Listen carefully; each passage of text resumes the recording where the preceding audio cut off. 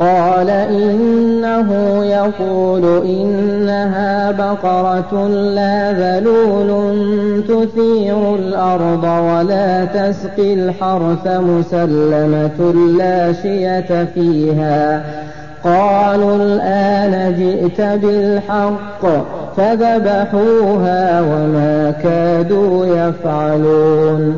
وإذ قتلتم نفسا فادارأتم فيها والله مخرج ما كنتم تكتمون.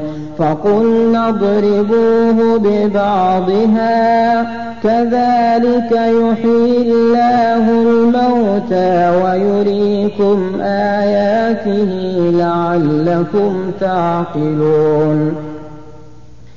ثم قست قلوبكم من بعد ذلك فهي كالحجارة أو أشد قسوة.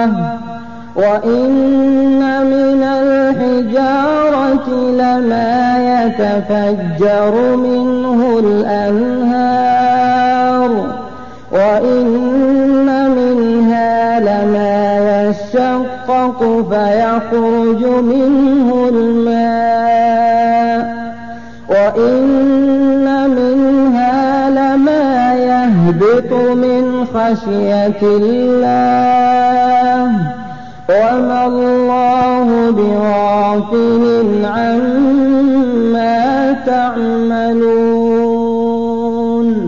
أفتطمعون أن يؤمنوا لكم وقد كان فريق منهم يسمعون كلام الله ثم يحرفونه من بعد ما عقلوه وهم يعلمون.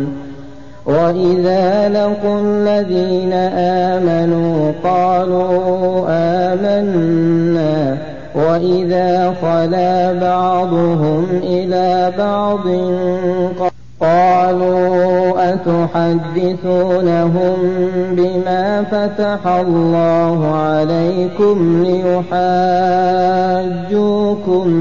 به عند ربكم أفلا تعقلون. أولا يعلمون أن الله يعلم ما يسرون وما يعلنون. ومنهم أميون لا يعلمون الكتاب إلا أماني وإن هم إلا يظنون.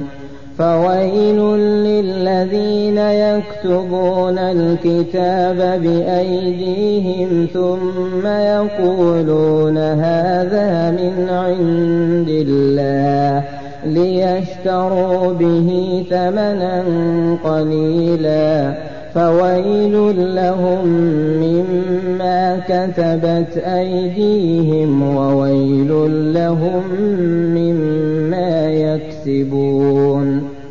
وقالوا لن تمسنا النار إلا أياما معدودة قل أتخذتم عند الله عهدا فلن يخلف الله عهده أم تقولون على الله ما لا تعلمون.